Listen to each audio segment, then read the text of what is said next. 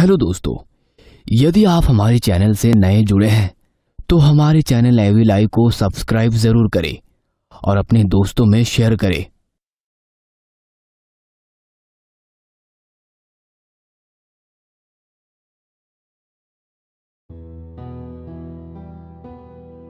कुछ दिन पहले की बात है। अमित और मनाली नासिक में रहने आए थे। अमित की ट्रांसफर हुई थी और अब 5 साल के लिए उन्हें यहीं गुजर बसर करना था। इसीलिए अमित ने नासिक में ही थोड़े अंदर भीड़ भाड़ से दूर एक मकान किराए पे लिया था। घर काफी पुराना था लेकिन प्यारा था। अमित उसकी पत्नी मनाली और 7 साल की बेटी किया के साथ वहां रहने आया था। मनाली, कैसा लगा घर? घर? ये तो महल है, महल। हाँ, जरा पुराना है लेकिन बहुत ही सुंदर है। और हाँ, यहाँ ऊपर के कमरे को छोटी सी बालकनी भी है। चलो देखते हैं। बालकनी देखकर मनाली बहुत खुश हो जाती है। ओह वाह, कितनी अच्छी बालकनी है। मैं तो यहाँ फूलों के कुछ पौधे भी लगा सकती हूँ, है ना? बिल्कुल, और किया के लिए यहाँ एक झूला भी लगा देंगे। हाँ, बहुत खुश हो जाएगी किया। नासिक का मौसम बहुत बढ़िया था, इसलिए अमित अपने परिवार के साथ इस नए अनजान शहर में जल्दी सेटल हो गया। अब उनका रूटीन सेट हो गया था। अमित सुबह 9 बजे ऑफिस के लिए निकलता। मनाली उसे टिफिन दिया करती थी।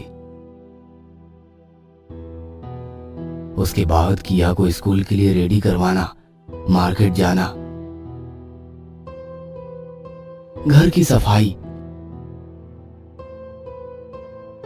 किया को स्कूल से लाना। इस प्रकार धीरे धीरे सब सेटल हो गया। मम्मा, अब हम यहीं पे रहेंगे ना? हाँ बेटा, मैं पापा से कह दूंगी कि अब ये घर हमारी प्यारी गुड़िया के लिए खरीद ही लो। ये मुझे यहीं रहना है, कहीं नहीं जाना। हाँ तो बप्पा से प्रार्थना करो। छोटे बच्चों की प्रार्थना बप्पा जल्दी सुनते हैं।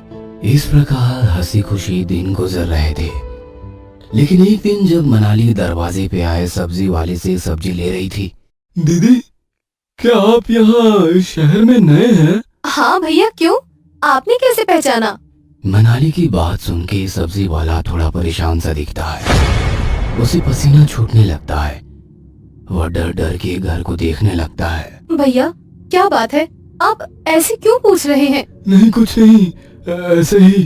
फिलहाल तो किराए पे है, लेकिन हम ये घर खरीदने की सोच रहे हैं। बहुत ही शांति और सुकून है यहाँ। मनाली की बात सुनकर सब्जी वाला बिना पैसे लिए वहाँ से जल्दी जल्दी भाग जाता है। सुनिए सुनिए भैया, आपके पैसे तो ले लीजिए। अजीब आदमी है। उस दिन रात को जब अमित घर लौटा तो किया सोई हुई थी और डाइनिंग टेबल पर खाना खाते खाते मनाली ने ये किस्सा अमित को सुनाया। बहुत ही अजीब बात है ना? हाँ, मुझे भी ऐसा ही लगा। खैर जाने दो, शायद किसी टेंशन में होगा बेचारा। हाँ शायद, लेकिन तुम किसी पे ज्यादा भरोसा मत करना। हम यहाँ नए हैं। हाँ, तुम टेंशन मत लो। अमित, क्या तुम्हारी इस मकान मालिक से कुछ बातचीत हुई क्या? हाँ, अरे सॉरी, मैं बताना ही भूल गया। उन्हें ये घर बेचना है। सच? ओह, ये तो बहुत बढ़िया खबर है। और तभी किचन से कुछ बर्तन गिरने की आवाज आती है। अमित और मनाली चौंक जाते हैं। अंदर जाकर देखते हैं तो सब कुछ अपनी जगह पर ठीक ठाक है। अरे, यहाँ तो सब पहले जैसा है। फिर क्या गिरने की आवाज आई थी? तभी किया वहाँ दौड़ती हुई आती है। उसके हाथ में छोटा सा टैब था जिस पर वो कुछ गेम खेल रही थी। पापा, मैंने दुश्मन को मार दिया। ये लो, तुम्हारी शेरनी उठ गई और हमें डरा भी दिया। इस प्रकार अमित और मनाली के दिन हंसी खुशी अच्छे से गुजर रहे थे। किया भी एकदम अच्छे से सेट हो गई थी, मानो उसे अब यहीं हमेशा के लिए रहना था। तभी एक दिन अनहोनी हो जाती है। मनाली अपने रूम में कुछ काम में व्यस्त थी। किया अचानक किचन में आती है और मनाली को पुकारने लगती है। किया के हाथों में एक कांच का फ्लावर पॉट और बगीचे से लाए कुछ फूल थे। मम्मा, ये देखो कितने प्यारे फूल है आपके लिए। मम्मा, कहाँ हो आप? अरे वहीं रुको, मैं आती हूँ। और ऐसी हड़बड़ी में किया के हाथों से कांच का फ्लावर पॉट जमीन पर गिर के टुकड़ों में बिखर जाता है और सारे फर्श पर पानी फैल जाता है। तभी किया की चीख सुनाई देती है और किया वहीं बेहोश होकर गिर जाती है। चीख सुनकर मनाली दौड़ती हुई वहां पहुंच जाती है। किया, किया, किया बेटा, आंखें खोलो, क्या हुआ तुम्हें? मनाली टूटे हुए फ्लावर पॉट को देखती है और अचंभित हो जाती है, क्योंकि किया चीजें तोड़ने और फोड़ने में एक्सपर्ट थी और वो सब करके उसे बड़ा आनंद मिलता। उठो बेटा, इट्स ओके, मैं तुम्हें नहीं डांटूंगी, उठो। मनाली किया के मुंह पर पानी छिड़कती है और किया होश में आ जाती है, लेकिन बड़ी ही डरी डरी और सहमी हुई थी। मनाली उसे उठाकर बेडरूम में लेके वहीं सुलाती है और सोच में पड़ जाती है। कमाल है, आज किया को क्या हो गया? अजीब बात है, हमेशा तो चीजें तोड़ने फोड़ने में उसे मजा आता है। तभी किया नींद में बड़बड़ाने लगती है, हाथ उठा के किचन की तरफ इशारा करके कुछ कहने की कोशिश करती है। मम्मा, मम्मा, मम्मा, क्या हुआ बेटा? वो कौन? यहाँ हमारे अलावा और कोई नहीं है। किया मनाली से चिपक जाती है। लगता है महंगा फ्लावर पॉट टूटने की वजह से ये डर गई है। सो जाओ बेटा, कोई बात नहीं, सो जाओ। मनाली किया को थपथपा के बेडरूम में सुला देती है। अगले दिन मनाली रोज की तरह अमित को टिफिन देती है और अमित ऑफिस चला जाता है। नहीं, मैं नहीं आऊंगी वहाँ। और किया रोने लगती है। मनाली अचरज में पड़ जाती है। वो किया के बदन को छूती है और परेशान हो जाती है। ओहो किया, तुम्हें तो तेज बुखार है, मुझे डॉक्टर को बुलाना होगा। थोड़ी ही देर में डॉक्टर घर आते हैं और किया को चेक करते हैं। देखिए, इन्फेक्शन तो है। मुझे लगता है बच्ची किसी बात से डर गई है, शायद कुछ डरावना सपना देखा होगा। शायद डॉक्टर ठीक कहते हैं, कोई डरावना सपना ही देखा होगा। लेकिन अगले दिन यही किस्सा दोहराता है। किया फिर से किचन में आने से मना करती है। मनाली किया के लिए दवाई लेने किचन में आई और सोच में पड़ गई। समझ नहीं आ रहा है, इतना अजीब सा बर्ताव क्यों कर रही है किया? अमित से बात करनी होगी। तभी मनाली के हाथ से दवाई की शीशी नीचे फर्श पर गिर जाती है और कांच के टुकड़े बिखर जाते हैं। सारी दवाई फर्श पर फैल जाती है। उफ, ये क्या हो गया? सारी मेडिसिन वेस्ट हो गई। दूसरी बोतल लानी होगी। चलो पहले ये फर्श साफ कर देती हूँ। मनाली कपड़े का टुकड़ा लेके फर्श साफ करने के लिए झुकती है और उसकी आंखें फटी की फटी रह जाती है। किचन के फर्श पर एक अजीब सा चेहरा दिखाई देता है, हाथ हिलाता हुआ जैसे मदद मांग रहा हो। मनाली को पसीने छूटने लगते हैं। वो सन्न रह जाती है और अमित को पुकारते हुए वहां से निकलती है। सीधा किया के रूम में आकर दरवाजा बंद कर देती है। अमित, अमित, अमित! मनाली किया को बाहों में लेती है। वो बहुत डरी हुई थी और अमित को फोन लगाती है। अमित, अमित प्लीज जल्दी घर आ जाओ। क्या हुआ? सब ठीक तो है? मैं तो अभी अभी ऑफिस पहुंचा हूँ। प्लीज तुम जल्दी घर आओ प्लीज। अमित हड़बड़ी में घर लौटता है। अरे अरे, क्या हुआ? तुम लोग इतने डरे हुए क्यों हो? अमित, अभी के अभी यहाँ से निकलो, हम यहाँ 1 मिनट भी नहीं रुकेंगे। हाँ हाँ, तुम शांत हो जाओ और ठीक से बताओ क्या हुआ है। मनाली अमित को सारा किस्सा सुना देती है, लेकिन अमित को विश्वास नहीं होता। वो अकेले किचन में जाता है, वहां फर्श पर पानी फेंकता है और कुछ ही पलों में उसकी आंखें फटी की फटी रह जाती है। वही धुंधला सा चेहरा हाथ हिलाते नजर आता है। अमित डर के वहां से भाग आता है। मनाली, तुम ठीक कह रही थी। लगता है ये घर शापित है, इसीलिए बहुत सस्ते रेंट में मिला है और मालिक इतने सस्ते में बेचने के लिए भी तैयार है। फिर चलो अभी यहाँ से निकल जाते हैं। शायद किया भी इसी वजह से डरी हुई है। अमित कुछ सोच में पड़ जाता है। क्या हुआ अमित, क्या सोच रहे हो? मैं सोच रहा था कि ऐसे जल्दबाजी में घर छोड़ने से पहले अगर हम किसी पंडित या तांत्रिक को बुलाए तो शायद कुछ हल निकल जाए और इतना जल्दी दूसरा मकान भी नहीं मिलेगा हमें। हाँ, तुम ठीक कह रहे हो। पता नहीं मुझे ऐसा क्यों लग रहा है कि वो चेहरा हमसे कुछ मदद मांगना चाहता है। हाँ, मुझे भी कुछ ऐसा ही लगा। रुको, मैं दीनानाथ शास्त्री को बुला लेता हूँ, वो भी नासिक में ही शिफ्ट हुआ है। अमित फोन करके दीनानाथ शास्त्री को बुलाता है।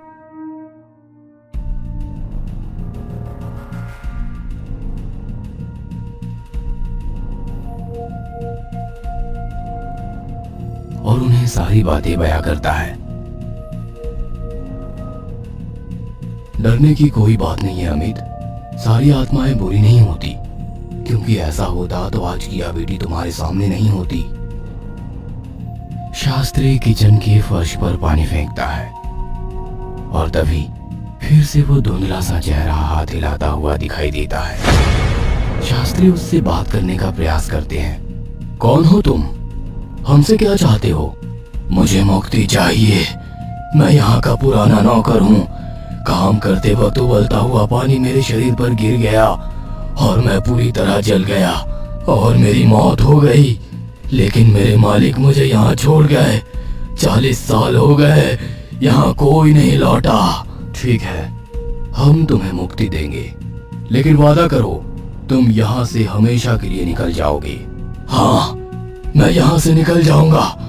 शास्त्री कुछ मंत्र पठन करते हैं, पवित्र जल छिड़कते हैं, चेहरा गायब हो जाता है। धन्यवाद शास्त्री जी। कोई बात नहीं, अब तुम शांति से यहाँ रह सकते हो। शास्त्री चले जाते हैं और अमित मनाली भी रिलैक्स हो जाते हैं। फिर से उनका रूटीन शुरू हो जाता है, बिल्कुल पहले जैसा। और एक दिन अचानक किया की चीख सुनाई देती है। मम्मा! हॉल में चाय पी रहे अमित और मनाली किया की तरफ दौड़ते हैं। किया बाथरूम के बाहर बेहोश होकर गिरी दिखाई देती है। अमित और मनाली डर के मारे चौंक जाते हैं। किया, किया, क्या हुआ बेटा? उठो, उठो बेटा, उठो। तभी अमित और मनाली का ध्यान बाथरूम में लगे आईने में जाता है और दोनों हक्का बक्का रह जाते हैं। दोनों के पसीने छूटने लगते हैं। आईने में एक बहुत ही डरावना औरत का चेहरा दिखाई देता है। अमित हिम्मत जुटा के उससे बात करने लगता है। कौन हो तुम? क्या चाहिए तुम्हें? क्या तुम्हें भी मुक्ति चाहिए? वो डरावना चेहरा जोर जोर से हंसने लगता है।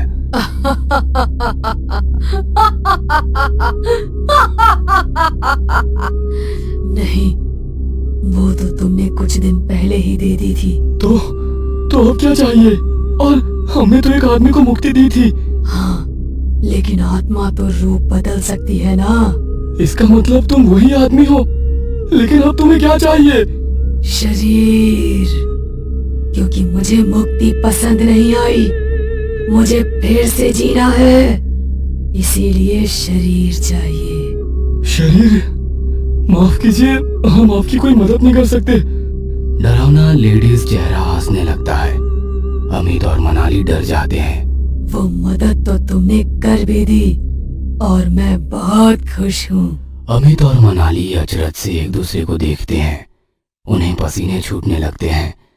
तभी वो लेडीज चेहरा हंसने लगता है और बोलता है।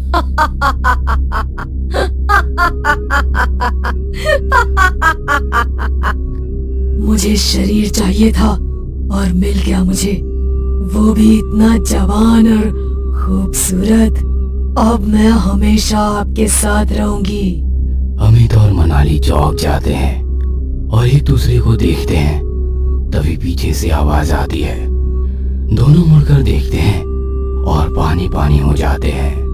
मम्मा, मम्मा, अब मैं आपको परेशान नहीं करूंगी। आपको छोड़ के कहीं नहीं जाऊंगी।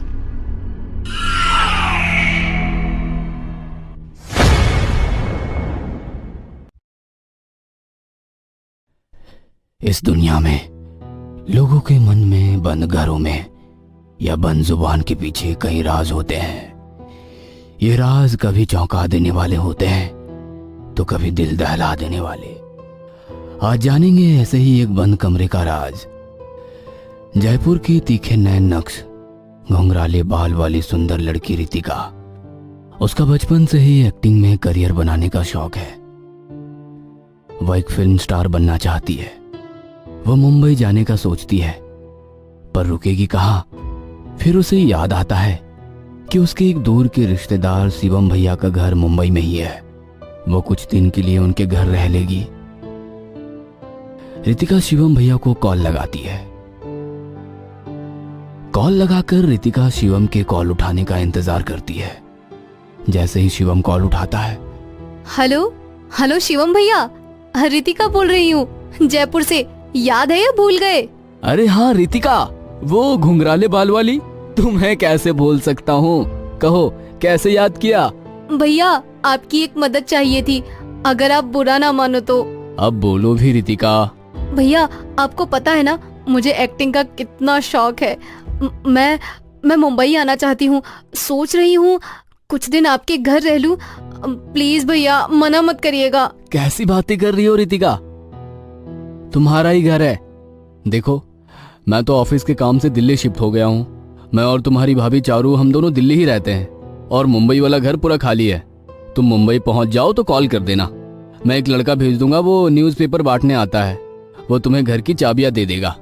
थैंक यू भैया, थैंक यू सो मच। ऐसा कहकर रितिका कॉल रख देती है। अगले ही दिन रितिका मुंबई पहुंच जाती है। रितिका मुंबई पहुंचकर शिवम को कॉल करती है। शिवम चाबी देने के लिए एक लड़के को भेज देता है। लड़का रितिका को चाबी देने आता है।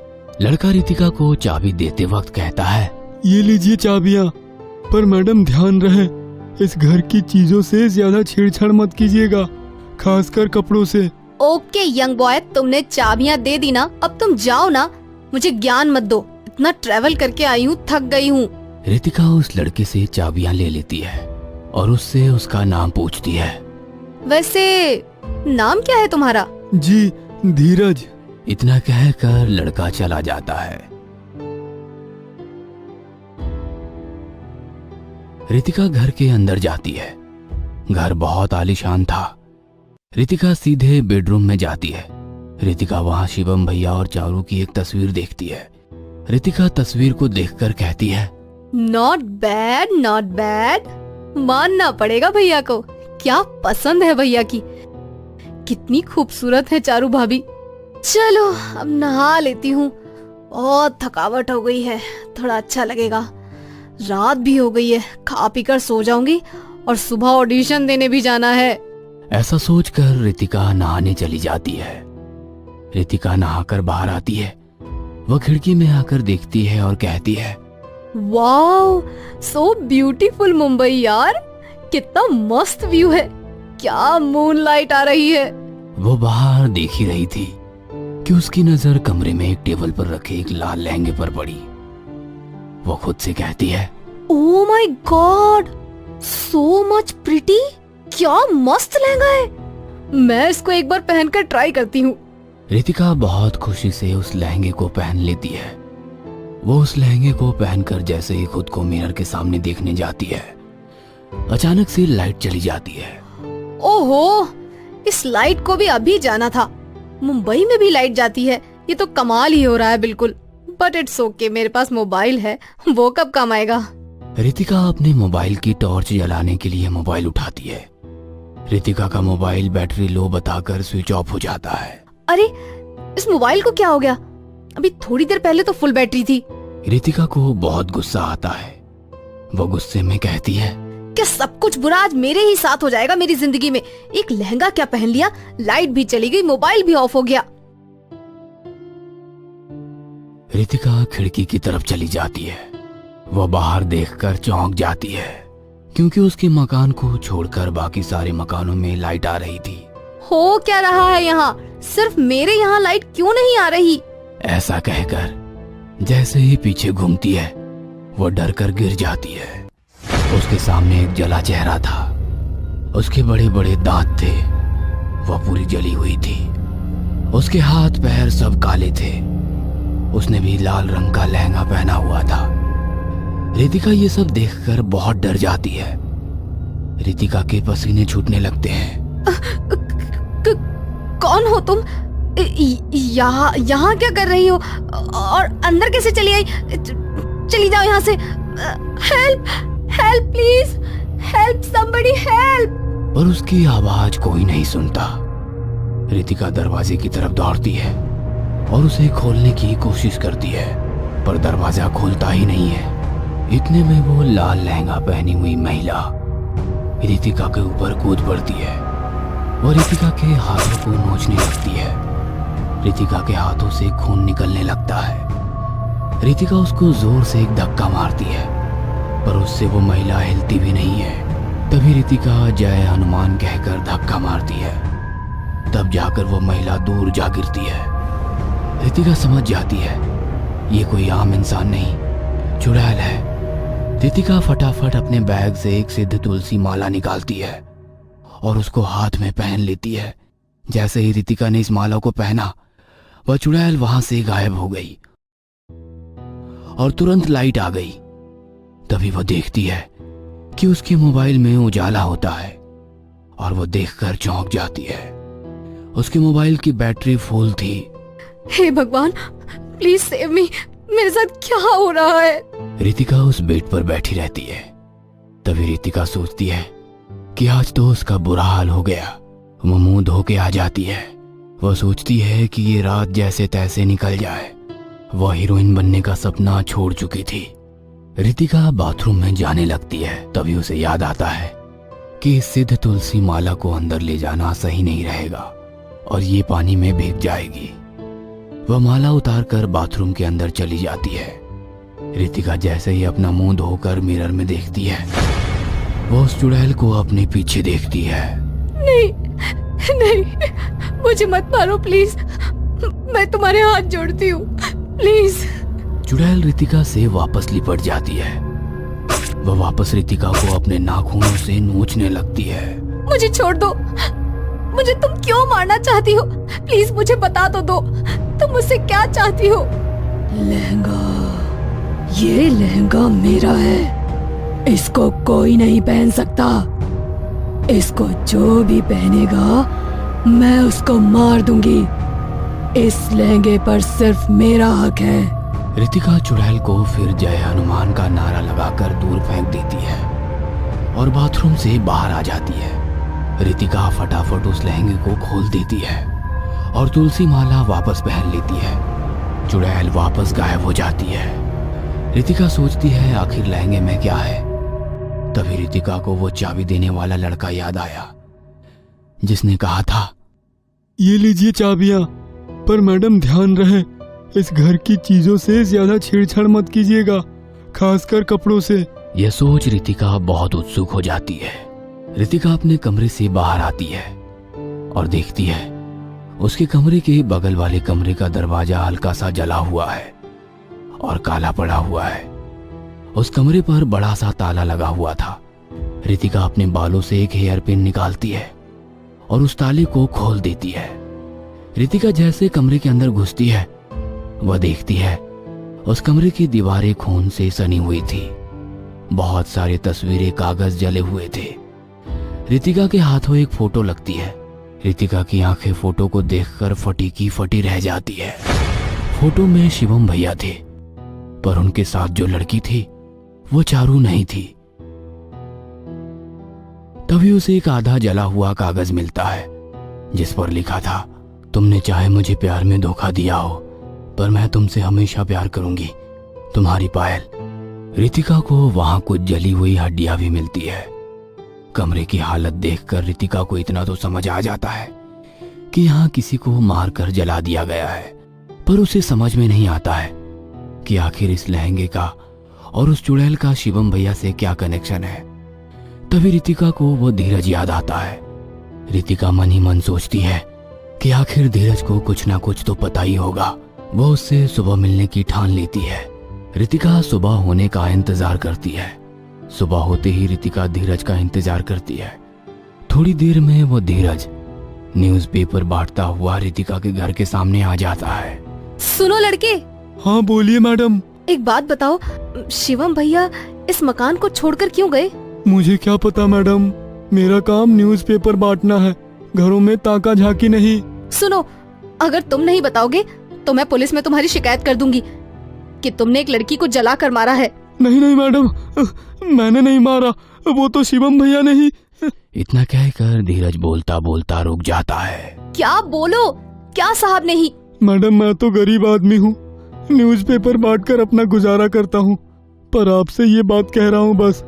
शिवम भैया पायल नाम की लड़की से प्यार करते थे, पायल भी बहुत प्यार करती थी, पर शिवम भैया ने उसको धोखा देकर चारू भाभी से शादी कर ली। और जब पायल शिवम भैया से शादी करने के लिए लहंगा पहन कर आई थी तो उन्होंने एक कमरे में बंद करके उसे बहुत मारा और जलाकर मार दिया। फिर उन्होंने ही पायल की गुमशुदगी की रिपोर्ट दर्ज करवा दी और सब छोड़कर दिल्ली चले गए। पायल का प्यार अधूरा ही रह गया। तब से इस घर में जिसने भी लाल लहंगा पहना, पायल की आत्मा उसको मार देती है। ओह माय गॉड, मैंने कभी नहीं सोचा था शिवम भैया ऐसे निकलेंगे। पर क्या तुम पुलिस के सामने ये सब बात बता सकते हो? जी मैम साहब, आज तक जिंदगी में कोई पुण्य का काम नहीं किया, शायद भगवान मेरे हाथों ये गुनहगार को सजा दिलवाना चाहता हो। रितिका तुरंत पुलिस को फोन करती है। धीरज पुलिस को सच सच बता देता है। पुलिस शिवम को गिरफ्तार कर लेती है और कड़ी पूछताछ करती है। उसके बाद शिवम सब कुछ सच सच कबूल कर लेता है। उसके बाद रितिका उन हड्डियों को पूरी विधि विधान के साथ अंतिम संस्कार कर देती है। उसके बाद रितिका वापस रात होने का इंतजार करती है और उस लहंगे को पहनती है। रितिका ये देखना चाहती थी कि पायल की आत्मा को शांति मिली है या नहीं, पर इस बार लहंगा पहनने के बाद भी कुछ नहीं हुआ। तब रितिका सोचती है कि चलो मेरे हाथों एक आत्मा को शांति मिली। रितिका ने चैन की सांस ली। इस कहानी से एक ही सवाल उठता है, पायल की अधूरी मोहब्बत का कारण क्या था? पायल का शिवम से आंख बंद करके पागलों की तरह प्यार करना, या शिवम का पायल को धोखा देना? कमेंट बॉक्स में हमें जरूर बताइए। अगर आपके पास भी ऐसे ही दिल दहला देने वाली कहानी है या आप भी हॉरर कहानी लिखना पसंद करते हैं तो हमें कमेंट बॉक्स में जरूर बताएं। बहुत दिनों के बाद एक शिकार मिला है। अब इसका खून पीकर मैं कुछ दिनों के लिए जवान रह पाऊंगी। खत्म कर दो इसे। जैसे ही रचना ने इशारा किया, उसके पास खड़े हुए उसके पति मलिक ने आरी से जिंदा इंसान के 2 टुकड़े कर दिए। इंसान मरते समय रहम की भीख मांग रहा था, मगर दोनों पति पत्नी उसे धीरे धीरे मौत की कगार पर पहुंचा रहे थे। रचना बहते हुए खून को अपने हाथों से बटोर कर पी रही थी। मल्लिक उसकी खुशी देखकर खुश हो रहा था। आखिर बीवी जवान रहे, ये कौन पति नहीं चाहता? ये कहाँ आए हम, यूं ही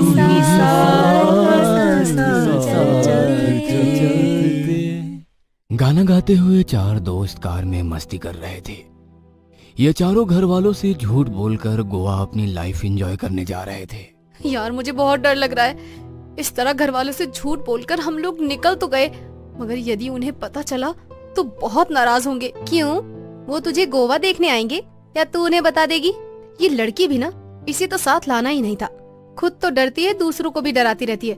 देख बेटा, कॉलेज का आखिरी साल है, उसके बाद हम चारों अलग अलग हो जाएंगे। कौन कहाँ जॉब करेगा किसे पता। मगर जो पिछले 3 सालों से हम लोगों का अफेयर चल रहा था ना, उसे उसकी मंजिल तक तो पहुंचाना ही है। 3 दिन 3 रात गोवा में जी भर कर जिंदगी जिएंगे, उसके बाद अपने अपने रास्ते। सही कहा ना मैंने रौनक? और क्या मेरी जान, मैं तो बस गोवा पहुंचने का इंतजार कर रहा हूँ। फिर तुम मेरी बाहों में और मैं तुम्हारी। तुम दोनों बिल्कुल एक जैसे हो, सेक्स के अलावा कुछ भी नहीं सूझता है। मौका मिला नहीं कि शुरू हो जाते हो। तो क्या तुम्हारी और रवि की तरह पुराने जमाने के हीरो हीरोइनों की तरह फूलों को मिलाकर अपने प्यार का इजहार करें? तुम लोगों की बातों में हर वक्त मुझे क्यों घसीट लेते हो यार? मैंने तो जब भी राशि के करीब आने की कोशिश करी तो ये हमेशा मुझसे दूर हो जाती है, मगर अब इसे गोवा में छोड़ूंगा नहीं। देख, किसे छोड़ना है किसे पकड़ना है ये बाद में डिसाइड करना। हाँ, सामने देखकर गाड़ी चला, मुझे और राशि को डिस्टर्ब हो रहा है। कहते हुए रौनक ने कार में ही राशि को अपनी बाहों में भर लिया और अपने हाथों से उसके शरीर को नापने लगा। रवि उन दोनों को बैक व्यू मिरर से देख रहा था। उनकी हरकतें देख रवि भी महक के पैरों पर हाथ फेर रहा था। महक को यह सब अच्छा नहीं लग रहा था, मगर ये मना करती तो सब लोगों के सामने फिर से बैकवर्ड साबित हो जाती। उसने रवि को रोका नहीं।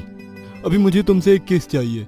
कहते हुए उसने कार का स्टीयरिंग छोड़ महक के चेहरे को पकड़कर अपने पास लेकर आया और होठों पर किस करने लगा।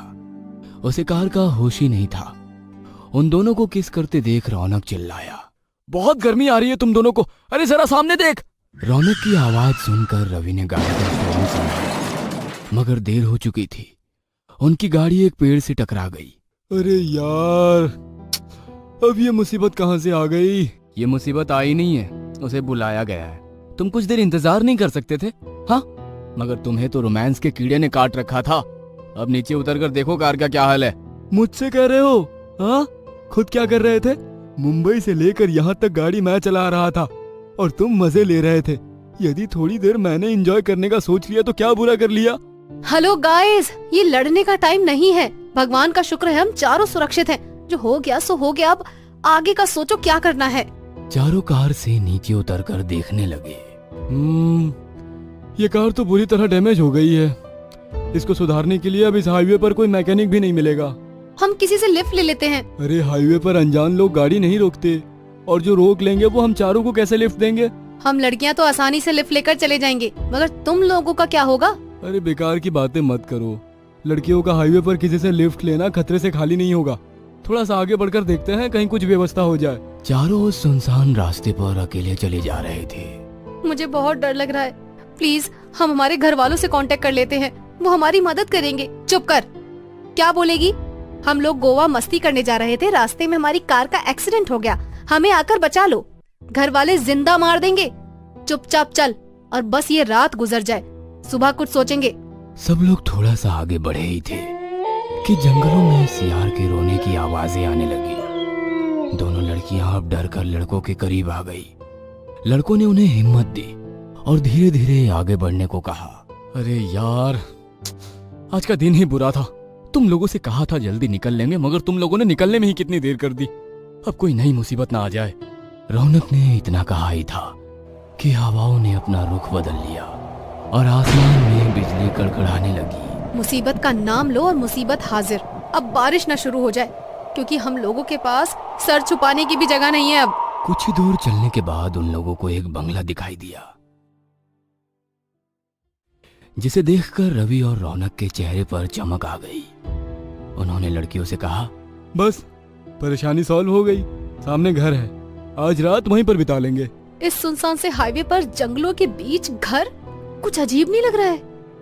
बात तो तेरी सही है। तुम लड़कियों के साथ ना यही प्रॉब्लम है। अरे सिर्फ कुछ घंटों की बात है, रात खत्म होते ही हम लोग सुबह कार सही करके यहाँ से निकल जाएंगे। अरे हम लोग चारों साथ हैं तो कोई परेशानी नहीं है। चारों जब उस बंगले के पास पहुंचे तो दरवाजे पर दो बड़े बड़े कुत्ते मांस को नोच नोच कर खा रहे थे। कुत्ते उस मांस के टुकड़े को ऐसे नोच रहे थे मानो बहुत दिनों से भूखे हो। अपने भोजन में खलल डालने पर कुत्ते उन चारों को देखकर भौंकने लगे। कुत्तों की आवाज सुनकर एक शख्स बाहर आया और उन कुत्तों को खामोश रहने का इशारा किया। कुत्ते इतनी अच्छी तरह से ट्रेन थे कि उसके एक इशारे पर खामोश हो गए। कुत्तों का भौंकना रुकने से लड़कियों की जान में जान आ गई। वह शख्स उन चारों को गौर से देखने लगा और फिर बोला, इतनी रात गए आप लोग यहाँ पर कैसे? जी, हम लोग चारों कॉलेज के स्टूडेंट हैं। एक कॉलेज के प्रोजेक्ट के लिए मुंबई से दूर यहाँ आए थे, मगर अभी कुछ देर पहले हम लोगों का कार एक्सीडेंट हो गया है। सुबह होते ही हम लोग मैकेनिक का इंतजाम करके चले जाएंगे। तब तक यदि रात में रुकने का इंतजाम हो जाता तो अच्छा रहता। उस आदमी के चेहरे पर रहस्यमय मुस्कुराहट आ गई और वो बोला, हाँ हाँ, क्यों नहीं, आप लोग अंदर आ सकते हैं। उसने गेट खोलकर चारों को अंदर आने का इशारा किया। कुत्ते भी उन लोगों को देखकर अब भौंक नहीं रहे थे, बल्कि उनके पैरों को चाटने लगे थे। वह शख्स उन कुत्तों को अलग करते हुए बोला, तुम लोगों को भी बहुत जल्दी रहती है। अरे इतनी भी जल्दी क्या है? इन लोगों को थोड़ा आराम करने दो, फिर तुम अपना स्वाद ले लेना। स्वाद ले लेना मतलब क्या कह रहे हैं आप? अरे कुछ नहीं मालिक, ये कुत्ते भी आसानी से किसी से भी दोस्ती कर लेते हैं। इन्हें ऐसा लग रहा है कि आप इनके साथ खेलेंगे, मगर ये बेजुबान जानवर क्या समझे अभी आपका आराम करने का समय है। उस शख्स के साथ वे चारों उस बंगले में चले गए। उस बंगले में अजीब सी बदबू आ रही थी, मानो कोई चीज बुरी तरह से खराब होकर सड़ रही हो। राशि ने अपने मुंह पर रुमाल रख लिया। उसे इस तरह करते देख वो शख्स बोला, यहाँ जंगल में आसपास जंगली जानवर मरते रहते हैं ना, उनकी लाशों की बदबू है। आप लोग ऊपर के कमरे में चले जाइए, वहां पर इस तरह की कोई बदबू नहीं आएगी। आप लोग हाथ मुंह धो लीजिए, तब तक आप लोगों के खाने का इंतजाम कर देता हूँ। आप परेशान मत होइए, हम लोगों को भूख नहीं है, बस किसी तरह ये रात बीत जाए, उसके बाद हम लोग चले जाएंगे। अरे इसमें परेशानी की क्या बात है, आप हमारे मेहमान हैं, मेहमानों की सेवा करना हमारा फर्ज है। उसके जाने के बाद रवि पलंग पर लेट गया और बोला, वैसे ये जगह इतनी बुरी नहीं है, कुछ खाकर आराम करते हैं, उसके बाद सुबह देखेंगे क्या किया जा सकता है। वे लोग बातें ही कर रहे थे कि वो शख्स उन लोगों के लिए चाय और सैंडविच लेकर आ गया और बोला, आप लोगों के लिए अभी इतना ही कर पाया, देर रात हो गई है, नौकर भी सो रहे हैं, सुबह ब्रेकफास्ट टेबल पर मिलते हैं। इतनी बड़ी हवेली में आप अकेले रहते हैं? अरे जी नहीं, 2 नौकर है और एक मेरी पत्नी। आज बहुत दिनों के बाद मेरी पत्नी चैन की नींद सोई है, इसलिए उसे जगाया नहीं।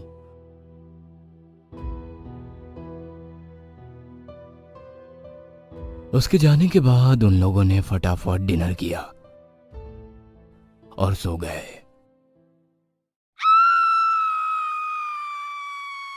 कुछ देर बाद राशि की चीखों से उसकी नींद खुली। उन्होंने जाकर देखा तो राशि के हाथ पैर बंधे हुए थे और वो शख्स उसे आरी से काटने की कोशिश कर रहा था। ये क्या तमाशा है? कौन हो तुम लोग? क्या चाहते हो? मेरा नाम मल्लिक है और ये मेरी पत्नी रचना। इसे जवान लोगों का खून पीना बहुत पसंद है। उसी की ख्वाहिश को पूरा करने के लिए इसको मार रहा हूँ, ताकि रचना इसका खून पीकर और ज्यादा सुंदर और जवान हो जाए। क्या बकवास है? इंसानों का खून पीकर कोई कैसे जवान हो सकता है? छोड़ो इसे। ऐसे कैसे छोड़ दें? मुश्किल से तो कोई शिकार हाथ आता है। मलिक, क्या देख रहे हो? काट दो इसे। मलिक जैसे ही उसे काटने के लिए आरी उठाता है, रवि उसे मारने के लिए आगे बढ़ने लगता है तो उसके नौकर उसे पकड़ लेते हैं। रवि खुद को छुड़ाने की कोशिश करता है मगर नाकाम हो जाता है।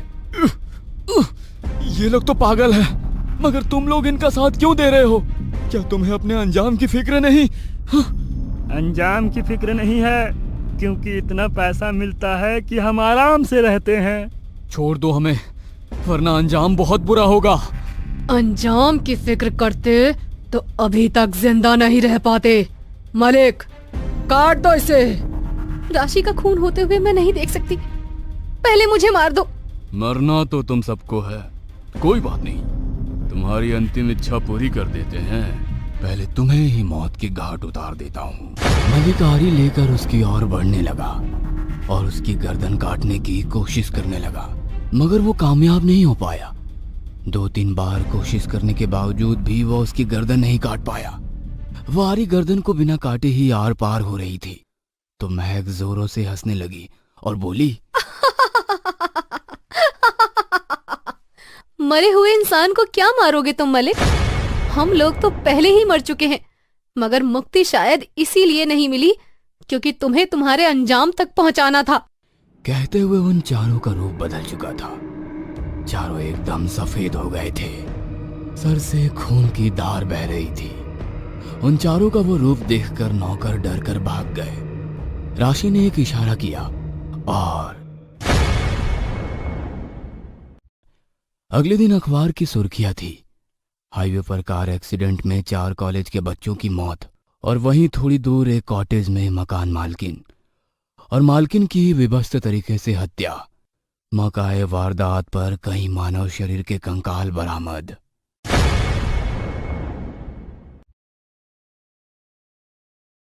रात का समय था। सुरेश की गाड़ी अंधेरे को चीरते हुए तेजी से जा रही थी। सड़क सुनसान थी, ना कोई गाड़ी और ना कोई आदमी उस सड़क पर दिखाई दे रहा था। बरसात का मौसम था, आसमान में बादल छाए हुए थे, इसलिए अंधेरा और गहरा था। सुरेश के एक हाथ में सिगरेट थी और दूसरे हाथ में स्टीयरिंग कार में धीमा म्यूजिक बज रहा था। म्यूजिक का मजा लेते हुए सुरेश गाड़ी भगा रहा था। अचानक जोर से बादल गरजता है और बारिश शुरू हो जाती है। अरे यार, इस बारिश को भी अभी आना था। अच्छा खासा मूड में गाड़ी चला रहा था, सारा मूड खराब कर दिया। सुरेश सिगरेट को फेंक देता है और अपने गाड़ी के शीशे को ऊपर कर लेता है। जोरदार बारिश हो रही थी, इसलिए सामने ठीक से दिखाई नहीं दे रहा था।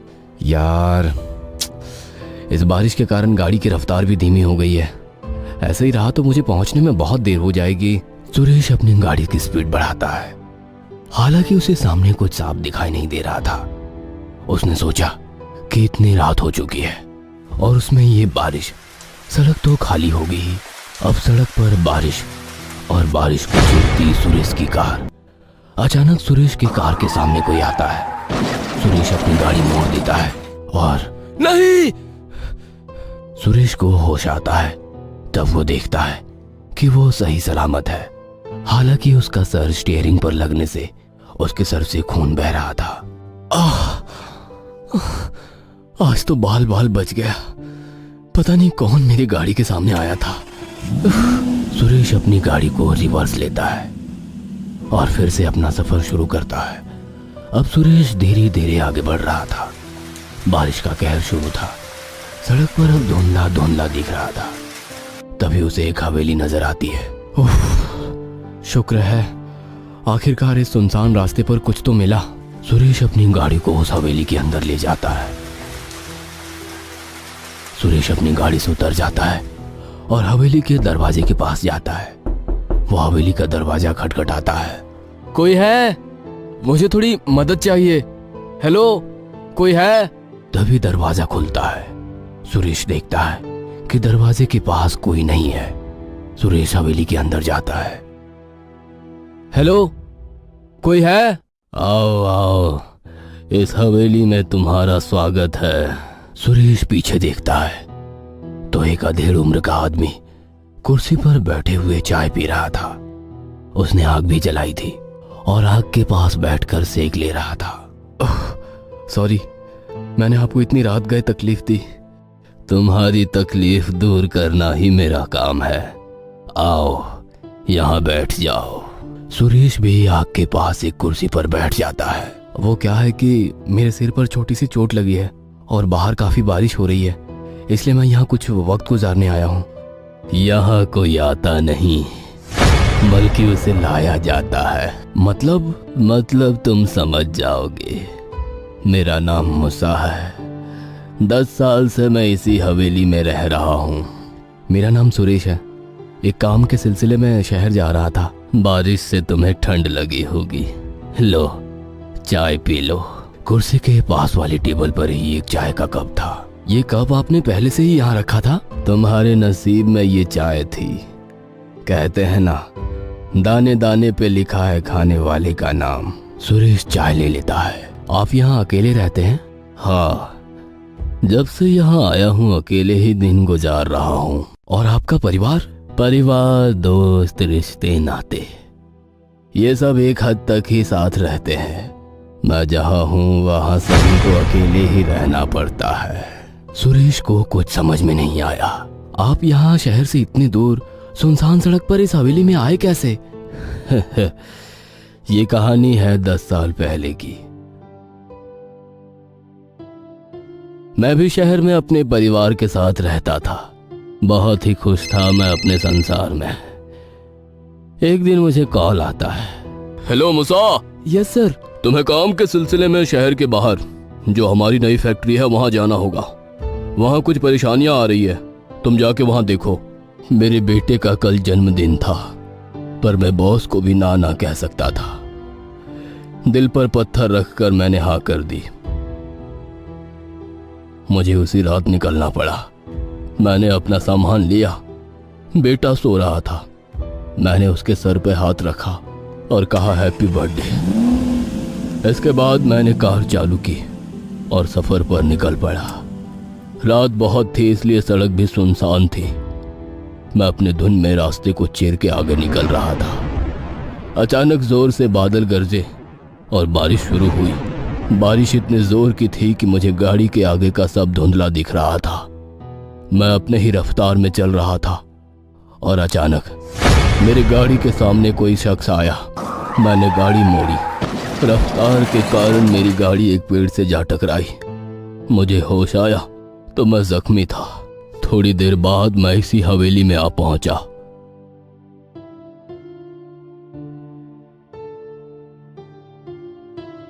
और तब से मैं यहीं पर रह रहा हूँ। क्या? पर क्यों? आप अपने घर क्यों नहीं लौट गए? क्योंकि यहाँ कोई मेरा इंतजार कर रहा था। यहाँ कौन था? कोई मेरे जैसा ही।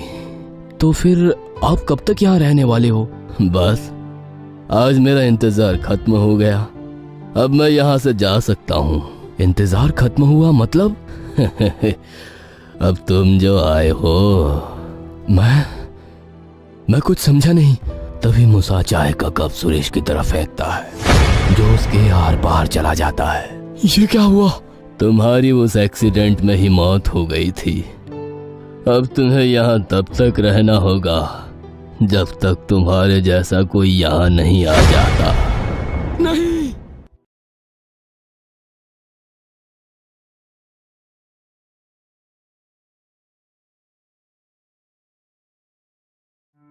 कलाकार अपनी कला से अनकही बातें कहना एक कलाकार की कला होती है।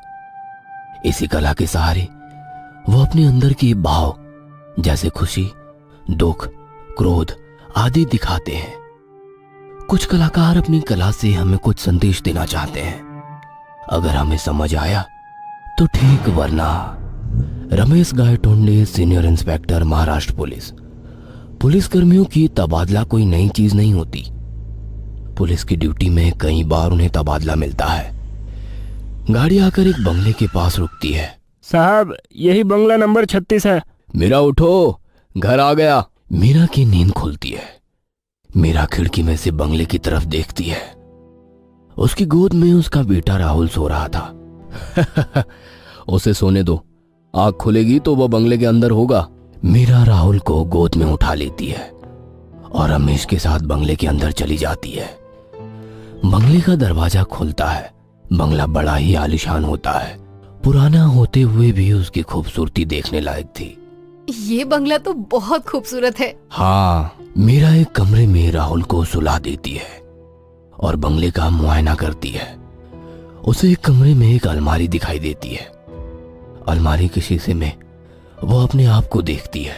तभी उसके सर पर खून की धार लगती है। खून देखकर मीरा डर के मारे चिल्लाने लगती है।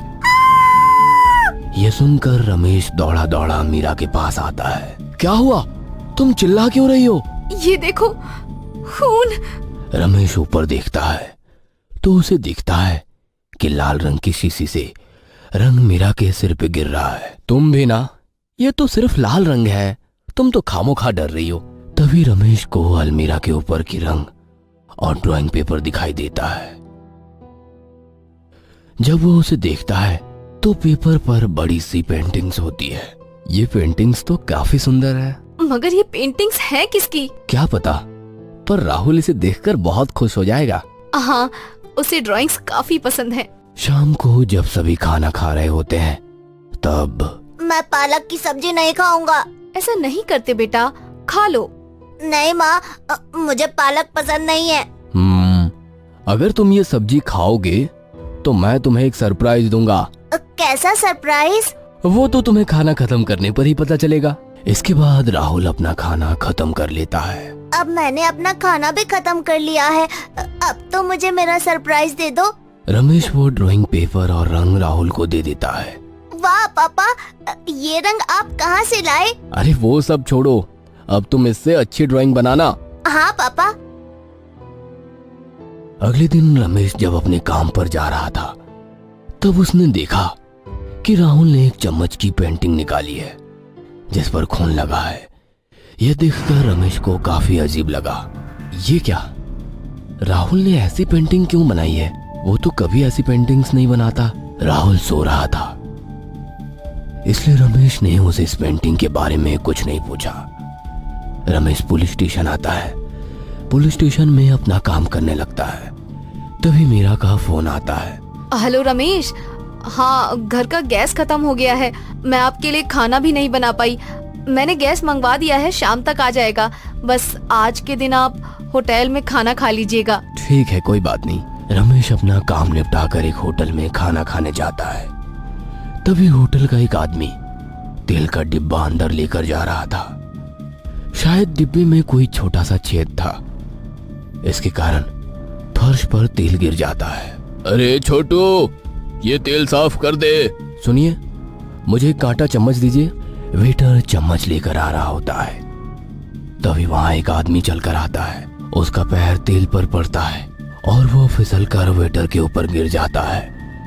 वेटर जब आंखें खोलता है तो वो चम्मच उस आदमी के गले में घुसा हुआ होता है। पूरे फर्श पर खून फैल जाता है। ये तुमने क्या किया? साहब गलती से हो गया, मैंने जानबूझकर नहीं किया। रमेश पुलिस स्टेशन फोन लगाता है और एम्बुलेंस को बुला लेता है। वेटर को हिरासत में लिया जाता है और उस आदमी के बॉडी को पोस्टमार्टम के लिए भेज दिया जाता है। रमेश रात को सोने की कोशिश करता है मगर उसे नींद ही नहीं आती। उसकी आंखों के सामने बार बार सुबह हुआ हादसा आता है। जैसे तैसे करके रमेश सो जाता है। अगले दिन जब रमेश काम कर रहा होता है तब उसे मीरा का कॉल आता है। हेलो, बोलो मीरा। हेलो रमेश, राहुल ने एक अजीब सी ड्राइंग बनाई है। कैसी ड्राइंग? रुको, मैं तुम्हें उसका फोटो भेजती हूँ। मीरा कॉल कट कर देती है और रमेश को उस पेंटिंग का फोटो भेजती है। उस पेंटिंग में सिर्फ एक सुनसान रास्ता था जो खून से लथपथ था। तभी रमेश का फोन बजता है। हेलो सर, मैं पाटिल बात कर रहा हूँ। डीसी रोड पर एक आदमी का अजीब एक्सीडेंट हुआ है। आदमी की मौत हो गई है। तुम कंट्रोल रूम को फोन करके बता दो, मैं वहां पहुंचता हूं। रमेश वारदात पर पहुंचता है तो देखता है कि उस आदमी के मुंह में एक लोहे का रॉड पूरी तरह से आर पार हो गया है।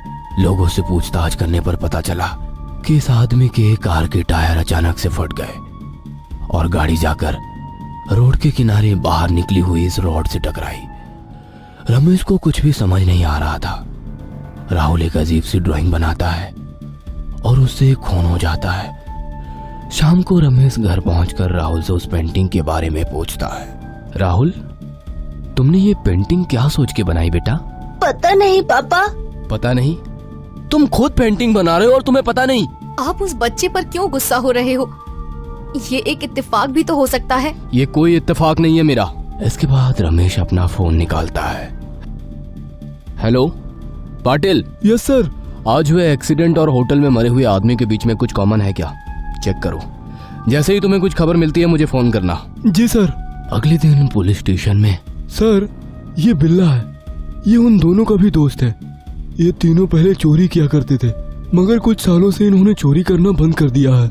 देखो बिल्ला, तुम्हारे दोस्त तो चले गए, अब बचे हो तुम भी मरने वाले हो, मगर कैसे किसी को नहीं पता। ये आप क्या कह रहे हैं सर? मुझे बचा लीजिए सर। मैं तुम्हें तभी बचा सकता हूँ जब तुम मुझे बताओगे कि तुम तीनों ने मिलकर ऐसा कोई गुनाह या काम किया था जिससे किसी का बहुत नुकसान हो। हम तो बस छोटी मोटी चोरियां करते थे साहब। देखो सच सच बताओ वरना। रमेश अपनी गन निकालता है और लोड करके बिल्ला के सर पर रखता है। बताता हूँ सर, बताता हूँ सर। हम तीनों ने आखिरी गुनाह एक खून किया था। क्या खून? किसका? बंगलो नंबर 36 में एक लड़की रहती थी जो कि पेंटिंग्स बनाती थी। हम तीनों वहां चोरी के इरादे से गए थे लेकिन हमें उसने देख लिया। वो पुलिस को फोन करने वाली थी, इसलिए हमने उसके सिर पे रॉड से हमला करके उसे मार दिया। Bungalow number 36। तभी रमेश का फोन बजता है। मीरा ने रमेश को एक फोटो भेजा हुआ था। वो फोटो को डाउनलोड करने लगता है। उसी के साथ वो अपनी गन अपने गन पॉकेट में रखता है। उसका ध्यान फोटो पर होता है, इसलिए गन पॉकेट में ठीक से नहीं बैठता। फोटो डाउनलोड होता है। फोटो में एक आदमी के सिर के बीच में खून लगा हुआ होता है। तभी रमेश की गन नीचे गिरती है और गोली चलकर बिल्ला के सिर के बीच में लगती है।